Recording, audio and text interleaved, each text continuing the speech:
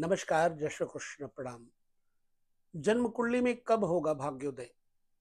हर व्यक्ति यह अभिलाषा रखता है। जन्म कुंडली में भाग्य भाव किन परिस्थितियों में बुरा हो जाता है, यह जानने के लिए आज हम इस चार्ट के माध्यम से आपको समझाएंगे और नौमांश चक्र में भाग्य भाव का कितना बड़ा प्रभाव होता है, इस बारे में हम फलादेश की एक श्रृंखला लेकर चल रहे हैं, वो समझाएंगे। देखिए, जन्म कुंडली में नाइन्थ हाउस भाग्य भाव है। नाइन्थ हाउस को मूल त्रिकोण कहा गया है। पंचम को मूल त्रिकोण कहा गया है। लग्न को भी मूल त्रिकोण कहा गया है। ये मूल त्रिकोण क्या है? जन्म कुंडली में वो महत्वपूर्ण स्थान जिसके माध्यम से किसी भी ग्रह को बल प्राप्त हो जाता है। यह बात समझने की है। मूल त्रिकोण केंद्र जब भी कहीं एक साथ सम्मिलित होंगे, उस भाव को प्रबुद्ध करेंगे। तो जन्म कुंडली में भाग्य भाव का स्वामी अगर बुरा है तो निराश मत होइएगा। वह भाग्य भाव आपके नवमांश में कहां बैठा है, इस बात का जरूर ध्यान रखना। मान लीजिए जन्म कुंडली में आपके भाग्य भाव का स्वामी दुख स्थान में बैठा है, तो आप कहते हैं कि हमारे जीवन में तो सिर्फ पीड़ा ही पीड़ा है। परंतु ये पीड़ा कब सही हो जाए, कब भाग्योदय हो जाए, इसके बारे में आपको जानना चाहिए। और इस विषय को जानने के लिए आपको जाना पड़ेगा अपने नौमांश चक्र में। जैसे भाग्य भाव का स्वामी जन्म कुंडली में 8वें घर में बैठा होगा, तो जातक का भाग्य खराब हो गया। और जब भाग्य खराब हो गया तो उसका प्रयास निरर्थक होता है। लेकिन ये कब तक रहेगा? जन्म कुंडली में एक नियत समय है। प्रथम आवरण, शरीर के 3 आवरण होते हैं, स्थूल, सूक्ष्म और कारण। ठीक उसी भांति से ये स्थूल रूप से जो है दिखता, वो बुरा दिखाई पड़ रहा, लेकिन आपको कारण में जाना चाहिए। कारण है नवमांश चक्र। मान लीजिए कि जन्म कुंडली में 9वें भाव का स्वामी 8वें, 6ठे, 12वें बैठा है। ये पहले आवरण यानी जीवन के प्रथम आवर्त में आपको समस्याएं देगा। परंतु क्या ये नवमांश में भी स्थिति है? यदि नवमांश में भी 6ठे, 8वें, 12वें बैठे हैं आपके नवमेश भाग्येश, तो निश्चित ही आपकी जन्म कुंडली में कोई विशेष उपलब्धियां प्राप्त नहीं हो सकती। नवमांश चक्र का स्वामी यदि जन्म कुंडली के 9वें भाव के भाग्य भाव के स्वामी नवमांश चक्र में शुभ बैठे हैं, तो आपको निराश नहीं होना है। आपका नवमांश बढ़िया है तो आपका भाग्यांश बढ़िया है। मान लीजिए आपकी जन्म कुंडली में भाग्य भाव का स्वामी बुरी स्थिति में बुरे ग्रहों के साथ बैठा जीवन के प्रथम आवर्त को निष्क्रिय कर देता है, भाग्यहीन कर देता है। तो अब इसका निर्णय आप नवमांश चक्र में जाकर ले लीजिए।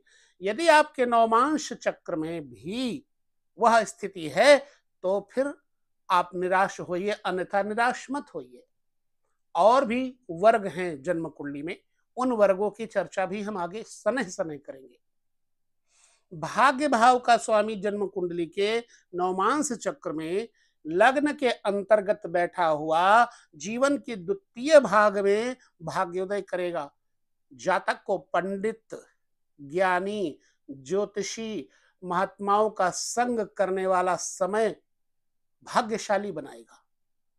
उत्तरावस्था में जातक ज्ञानी, श्रेष्ठ, धनवान होगा, स्वभाव उसका निर्मल और कोमल हो जाएगा।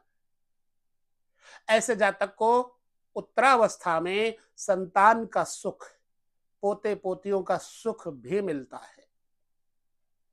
यदि नवमांश चक्र में वही भाग्य भाव का स्वामी, जन्म कुंडली के भाग्य भाव का स्वामी धन भाव में बैठा हुआ होगा, तो दूसरा भाव कुटुंब है, माने परिवार, आपके जीवन साथी का सुख है, आपके खान पान का वैभव है। जब जन्म कुंडली के नवम भाव का स्वामी आपके धनांश में बैठा होगा, तो निश्चित ही आपके दूसरी अवस्था में धन की कमी नहीं आएगी। परिवार सुमधुर, सुसंस्कृत, सुसाहित्य से युक्त होकर के आपको चैन की नींद लेने में सहायता करेगा। क्योंकि धनांश में बैठा हुआ भाग्य भाव का स्वामी भाग्योदय पत्नी के माध्यम से भी करेगा, परिवार के माध्यम से भी करेगा, और ऐसा जातक हर प्रकार के सुख प्राप्त करता है। आगे हम और चर्चाएं करेंगे, लेकिन अभी हम भाग्य भाव की चर्चा कर रहे हैं। भाग्य भाव का स्वामी, जन्म कुंडली के भाग्य भाव का स्वामी तीसरे घर में बैठा होगा, तो अपने जातक को अपने मित्रों से ऐसे समय में सहयोग मिलेगा जिसकी उन्होंने कल्पना नहीं की होगी। जातक के हाथ से अच्छे ऐसे काम हो जाएंगे जिससे उसका समाज में यश फैलेगा। जातक की हवाई यात्राएं द्वितीय अवस्था में शुरू हो जाएंगी। जातक सुख में जीवन जिएगा और पराक्रम बढ़ेगा, बल बढ़ेगा, नाम यश कीर्ति बढ़ेगी। जन्म कुंडली के भाग्य भाव का स्वामी पराक्रमांश में होने पर यह सब फल होते ही है। जन्म कुंडली के भाग्य भाव का स्वामी यदि सुखांश में चतुर्थ भाव में होगा, चतुर्थ भाव मातृ सुख, वाहन सुख, पब्लिक का रिलेशनशिप सुख, राजनीति में रिलेशनशिप बहुत काम आता है। यदि राजनीति में कोई उतरना चाहे और उसे चतुर्थ भाव को देखना जरूर चाहिए, यदि चतुर्थ भाव नहीं ठीक है तो उसे राजनीति में सफलता नहीं मिलेगी।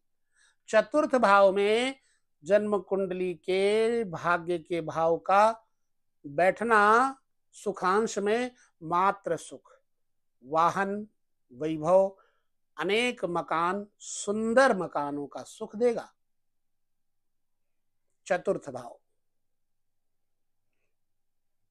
जब चतुर्थ भाव में भाग्यांश, भाग्य का मालिक बैठा होगा, तो व्यापार को भी समृद्ध करेगा, बलवान बनाएगा। जातक के पिता का सुख भी जातक को परिपूर्ण प्राप्त होगा, कार्य क्षेत्र में सफलता होगी। जब नवम भाव का स्वामी, जन्म कुंडली के नवम भाव का स्वामी नवमांश चक्र में पंचम भाव में बैठेगा, तो जातक के जीवन में बेशक पहली अवस्था में संतानों का सुख या अभाव रहा हो, परंतु ठीक 30 वर्ष के उपरांत, 32 वर्ष के उपरांत जातक को संतान सुख अचानक प्राप्त होने लगता है। पंचम भाव संतान है, उदर है, आपके पास इष्ट शक्ति साधना भाग्य कैसा है? पंचम भाव उपासना है, आपकी उपासना की शक्ति कितनी है? पंचम भाव पूज्य भाव है, अर्थात पंचम भाव में बैठा हुआ, पुत्रांश में बैठा हुआ भाग्य का स्वामी जातक को पुत्रों से परम सुख, इष्ट से सुख, ध्यान साधना उपासना से सुख दिलाने लग जाएगा। बरबस अचानक उसे जुआ, लॉटरी और सट्टे से भी लाभ देने लग जाएगा।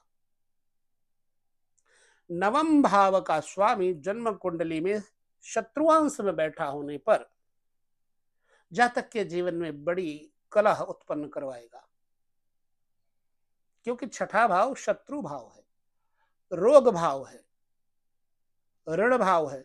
जातक उत्तरावस्था में लॉटरी, जुए, सट्टे से हानि उठाएगा, पुत्र से हानि उठाएगा, पुत्र से कलहकारी बनाएगा और तब जातक के जीवन में कर्जा, बीमारी बढ़ने का खतरा बढ़ जाता है। द्वितीय अवस्था में यदि नवम भाव का स्वामी जन्म कुंडली में छठे बैठा होगा, जन्म कुंडली के छठे भाव नव भाव का स्वामी छठे में बैठा होना हानिकर है, ये रोगांश है।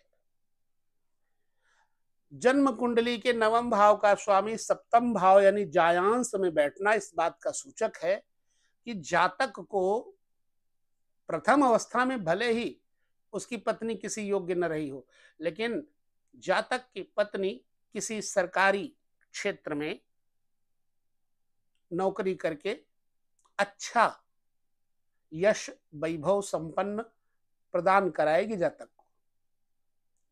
पुनः सप्तम भाव बिजनेस है, पार्टनरशिप है, तो पार्टनरशिप जीवन साथी यानी लाइफ पार्टनर के साथ सुख और बहुत सी यात्राएं, मंगलमय यात्राओं का सुख प्रदान करेगा। नवम भाव का स्वामी जन्म कुंडली के नवम भाव का स्वामी नवांश चक्र में अष्टम में होने पर जातक को अल्पायु, अकारण द्वेष, अकारण पत्नी से बैर विरोध करवाएगा, पत्नी कर्कशा हो जाएगी। नवम भाव का स्वामी अष्टम भाव में यानी कि मृत्यु अंश में बैठा हुआ होगा तो ये शमशान है।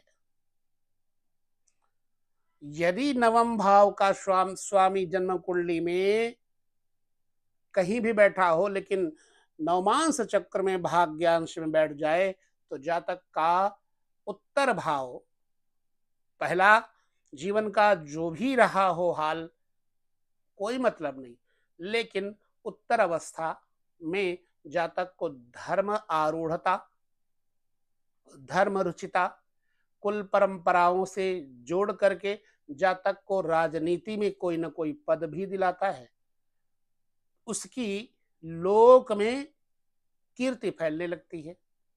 उत्तरावस्था में जातक का निश्चित ही भाग्योदय होगा। गुरु, देव, ब्राह्मण, यज्ञ, आचार्य आदि के साथ इस व्यक्ति का जीवन सुखद होगा, धर्मनिष्ठ होकर के। नवम भाव का स्वामी जन्म कुंडली के नवम भाव का स्वामी कर्मांश में बैठा हो दशम भाव में नवमांश चक्र में, तो क्या है, जातक के पिता का स्वभाव अतिशय मृदु, जातक के पिता नहीं है तो उसका व्यापार अत्यंत समृद्ध, जातक के जीवन में अच्छे मित्र और कार्यनिष्ठा तथा यश कीर्ति का झंडा फहराने वाला बनेगा। यदि भाग्यांश, भाग्य का स्वामी नवमांश चक्र में कर्मांश में बैठा होगा तो उज्ज्वल कीर्ति, उज्ज्वल कर्म करवाएगा ना। और यदि नौकरी करता है तो समुन्नति, सने सने सने सने उन्नति देने लग जाएगा। जन्म कुंडली के नवम भाव का स्वामी लाभांश यानी एकादश भाव में बैठना मतलब पराक्रमशीलता। अगर वो बचपन में कमजोर है तो युवावस्था में उसके अंदर या वृद्धावस्था में उसके अंदर बल, पराक्रम, पुरुषार्थ और सत्कीर्ति दिलाने वाला होगा। अचानक उसे धन लाभ पुत्रों के द्वारा, पुत्र वधु के द्वारा धन लाभ होगा। क्यों? क्यों ये पुत्र और ये पुत्र वधु, तो उत्तरावस्था में पुत्र वधु, पुत्रों के संतानों से, पुत्रों के व्यापार से भी इसको यश मिलेगा, कीर्ति मिलेगी, सुखमय जीवन जिएगा। लाभांश में बैठा हुआ भाग्य का स्वामी होगा तो नवमांश चक्र में। जन्म कुंडली के नवमांश का द्वादश जो भाग्य भाव का स्वामी है, द्वादश भाव यानी व्ययांश में बैठ करके इस बात का सूचक है कि जातक को अंतिम अवस्था में तरह तरह के रोग, कोर्ट कचहरी के मुकदमे, भोग योग तथा कलंक देने वाला होता है। और जातक का उत्तरावस्था में अपने भाई बंधुओं से किसी कारणवश विरोध हो जाता है। ऐसी अवस्था में जातक के चाचे, चाचा इत्यादि, बुआ इत्यादि शत्रु हो जाते हैं। वो भी शत्रुता करता है जातक अपने चाचा बुआ इत्यादि से, नुकसान होता है। तो जन्म कुंडली के भाग्य भाव का स्वामी नवमांश के अंतर्गत 12 घरों में इस प्रकार का प्रतिफल देगा। मेरा विचार है वो मैंने आपको दिया। जरूरी नहीं है कि आपके साथ ऐसा हो, परंतु अपनी जन्म कुंडली को देख करके आप इस बात का निर्णय कर सकते हैं कि मेरी बताई हुई यह बातें क्या आपके ऊपर यथार्थ हैं। इसका मतलब नवमांश चक्र बहुत सूक्ष्म प्रणाली है। तो नवमांश से आप अपने भाग्योदय का पूर्ण रूपेण निर्णय ले सकते हैं। इस वीडियो को यहां विराम देते हैं। हम अगले वीडियो में पुनः चर्चा करेंगे कर्मांश की। जय श्री कृष्ण। प्रणाम।